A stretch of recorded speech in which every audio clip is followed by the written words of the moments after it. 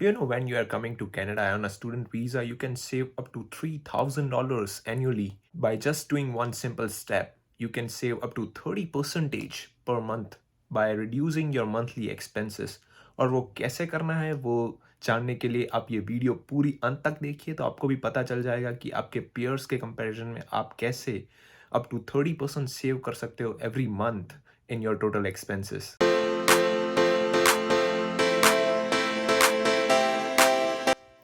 Hi friends, welcome back to my channel simplified life. मैं वैभव आप सबका बहुत स्वागत करता हूं और आशा करता हूं कि आप सब बहुत अच्छे होंगे। आज की इस वीडियो में जैसे ही आपने टाइटल देखा है कि आज हम पैसे बचाने की बात करेंगे।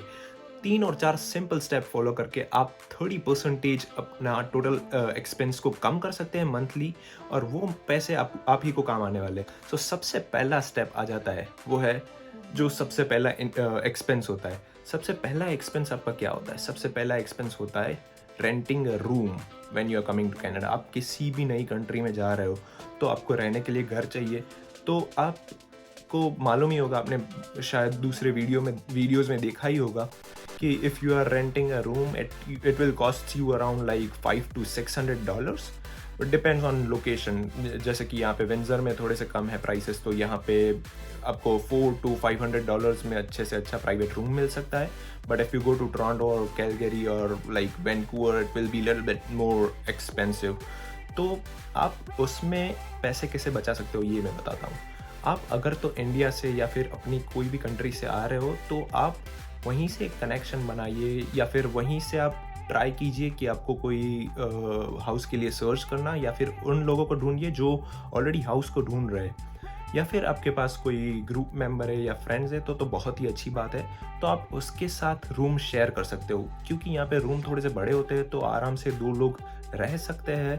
बड़े रूम में अगर आप 2 जने रहेंगे तो उससे फ़ायदा ये होगा कि आपका रेंट होगा वो भी डिवाइड हो जाएगा। So if you are paying let's say $500 to $600 per room, so on individual basis it will be around $250 to $300। so उससे क्या होगा कि आपके $250 से $300 महीने के आराम से इसी चीज़ में बच जाएंगे। और एक और चीज़ अच्छी ये होगी कि when you are coming from your home country you won't feel loneliness because you are having already a roommate।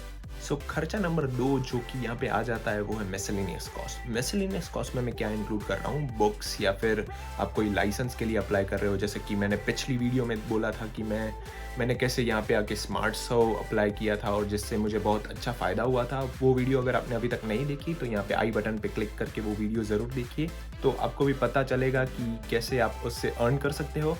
और बहुत सारे लाइसेंस होते हैं यहाँ पे, जैसे कि सिक्योरिटी का लाइसेंस हो गया या फिर फॉक लिफ्टिंग का लाइसेंस हो गया, और बहुत सारे लाइसेंस है जिससे कि आप आराम से पार्ट टाइम जॉब ढूंढ सकते हो। तो वो ज़रूर कंसीडर कीजिए कि आप कोई ना कोई लाइसेंस ले ले यहाँ पे आके, so it would be easier for you to get a part time job here. तो इस वाले स्टेप में हम बिल्कुल भी कंजूसाई नहीं करेंगे और पूरे $50 कंसिडर करते हैं हर महीने।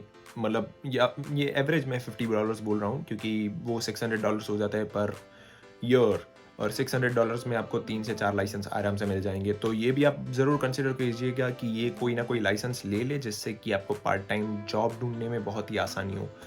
तो आइए चलते हैं थर्ड मेजर एक्सपेंस पे। जो थर्ड एक्सपेंस मेरे ख्याल से हो जाता है वो है फ़ोन बिल्स। क्या होता है, बहुत सारे लोग यहाँ पे आके ही आईफोन या फिर कोई अच्छा सा फ़ोन लेते हैं, तो उससे क्या होता है वो 24 मंथ्स के कॉन्ट्रैक्ट पे होता है, जिससे कि आपको फ़ोन का बिल 24 मंथ तक भरना ही है, उसके साथ साथ आपको सर्विस प्रोवाइडर का भी बिल भरना है। तो उससे अच्छा है कि आप क्या कीजिए, वेट कीजिए। आप अगर सितंबर में आ रहे हैं तो बहुत अच्छा है। If you are coming in January और May, just wait till September और अगस्त, क्योंकि उस टाइम पे आपको सबसे बढ़िया डील मिलती है। आपको फ़ोन जो सर्विस प्रोवाइडर के चार्ज होते हैं उतने में तो पूरा फ़ोन और सर्विस प्रोवाइडर दोनों आ जाते हैं, तो $50 to $60 में आ जाते हैं। और अगर आपने ऐसा नहीं किया तो आपको $100 हो सकते हैं, तो आप उस चीज़ में भी $40 से $50 आराम से बचा सकते हैं। So after saving an adequate amount of chunk on rent and phone bills, let's see how we can save on groceries as well.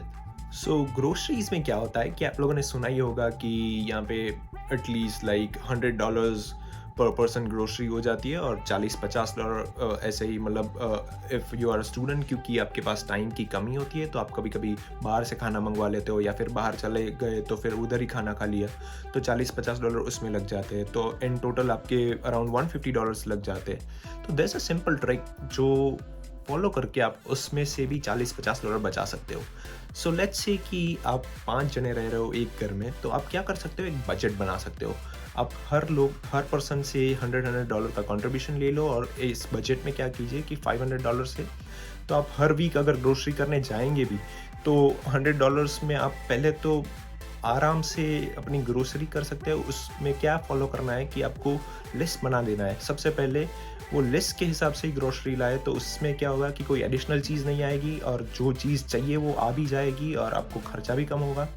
तो जो $100 उसमें बच गए 4 हफ्ते आराम से ग्रोसरी करने के बाद, उसमें आपको आराम से बाहर से खाना मंगवा ले, कुछ पार्टी कर ले, वो आपके ऊपर है। वो एक दिन या 2 दिन तो बनता भी है वैसे भी बाहर खाने का। So that's up to you, and this is how you can save up to $40 to $50 on your grocery per month as well. So the next cost to be considered is transportation cost. So usually मैंने देखा है कि if you are coming to university, they will provide you the bus pass. So आपको अलग से कोई transportation cost लगेगा नहीं, तो वो अच्छी एक बात है यूनिवर्सिटी की. But if you are in college, you have to get your bus pass or something by yourself only. तो उसमें क्या होता है कि अगर आप एक टाइम ट्रैवल करते हो एक पॉइंट ए से पॉइंट बी तक, तो यहाँ पे $3 लगते हैं। तो अगर आपको रोज़ जाना है तो instead of doing daily tickets or using daily tickets, you can have a bus pass जो कि आपको सस्ता पड़ेगा। अगर आप डेली टिकट्स लोगे तो आपको महीने के $110 से $120 कॉस्ट करेंगे, और if you are having your bus pass then it can cost anywhere up to $70 to $90. So there also you can save up to $30 to $40. इसके बाद जो कॉस्ट आ जाता है वो शायद आपने बहुत सारे वीडियो देखे होंगे लेकिन किसी ने बताया नहीं होगा। ये है एंटरटेनमेंट कॉस्ट। ये मैं क्यों कंसिडर करना चाहता हूँ कि आप यहाँ पे कनाडा आए हो on a student life, when you are having lot of friends, I would recommend you कि आप महीने में एटलीस्ट एक बार कहीं घूमने जाए, आराम से फ्रेंड्स के साथ टाइम स्पेंड कीजिए, मेमोरीज क्रिएट कीजिए, क्योंकि student life is one of the most memorable part of your life. So I would recommend कि आप $50 साइड में रखिए, एक महीने में 10-12 फ्रेंड्स मिल के $600 आराम से जमा कीजिए और कहीं घूमने जाइए, उससे अच्छी से अच्छी मेमोरीज क्रिएट कीजिए जो आपको आफ्टर कंप्लीटिंग योर स्टडीज़ भी वो आपके साथ रहेंगी। तो this is something I personally feel कि ये you have to invest in and don't compromise in this particular cost. अगर तो ये आपने consider नहीं किया है तो I would recommend कि consider adding this cost as well in your budget. ये तो बात हो गई एक्सपेंसेस की कि कैसे आप अपने एक्सपेंसेस को मैनेज करके 200 से 300 के करीब डॉलर्स आराम से बचा सकते हैं हर महीने। पर उसके अलावा भी मैं आपको 2 ऐसी चीज़ें बताऊंगा जो शायद ही आपको किसी ने बताई होगी, जिससे कि आपको बहुत अच्छा फ़ायदा होगा और उससे भी ज़्यादा आप पैसे सेव कर सकते हो कनाडा में आके। So the first step is opening a TFSA account. TFSA account क्या होता है? Tax free savings account. इसमें क्या फ़ायदा है कि नॉर्मल सेविंग्स अकाउंट के कंपैरिजन में इससे आपको थोड़ा सा ज़्यादा इंटरेस्ट रेट मिलता है। जैसे कि आपको नॉर्मल सेविंग्स अकाउंट है उसमें 0.05% ही इंटरेस्ट रेट मिलता है, जो कि बहुत बहुत कम है। इन्फ्लेशन के कंपैरिजन में देखा जाए तो आपके पैसे कम हो रहे हैं इंस्टेड ऑफ लाइक बढ़ने की जगह पे। तो TFS अकाउंट में आपको 2% इंटरेस्ट मिलता है, जो कि एटलीस्ट 0.05 से तो बहुत ही अच्छा है। तो उससे आप 2% एडिशनल इनकम जनरेट कर सकते हो। और उसके अलावा एक और टिप मैं आपको देना चाहता हूँ, वो है try to track your expenses as much as possible. आपको हर चीज़ के एक्सपेंसेस को ट्रैक करना चाहिए और आपको ये ट्रैक करने से ये फ़ायदा होगा कि आपके कोई एडिशनल एक्सपेंसेस नहीं होंगे, ज़्यादा खर्चा नहीं होगा। और वो आप कैसे कर सकते हो कि try to use debit card instead of credit card. अगर आपके पास क्रेडिट कार्ड है, अगर आप वो यूज़ करोगे तो आप बेफालतू के एक्सपेंसेस कर दोगे जो कि कोई मतलब नहीं होगा, जिससे आप जैसे कि कोई अच्छी चीज़ दिखी आपने ख़रीद लिया, क्योंकि आपको आपके बैंक में से पैसे नहीं कटने हैं, वो क्रेडिट कार्ड में से कटने हैं जो कि आपको बाद में भरने ही है। तो उससे अच्छा है कि instead of using your credit card, try to use your debit card everywhere. So आप लोगों ने देखा कि कैसे 4-5 सिंपल स्टेप फॉलो करके आप अपना खर्चा सीधा $900 से $650 तक ला सकते हो। सो इट्स जस्ट लाइक आपकी जो GIC आएगी वो 660 और $670 के बीच में होगी। तो आपको कोई टेंशन नहीं होगा कि if you are earning something, you're not earning something, you don't have to worry about it because like you are managing your expenses within your GIC amount। और अगर आपकी अच्छी जॉब लग गई तो आपको डायरेक्टली पूरी इनकम को आप अपनी फ़ीस पे कर सकते हो और उसको या अपनी लोन्स पे करने में यूज़ कर सकते हो, या फिर आप अपने उसको कहीं पे इन्वेस्ट कर सकते हो जिससे कि आप अपने मनी को ग्रो कर सकते हो।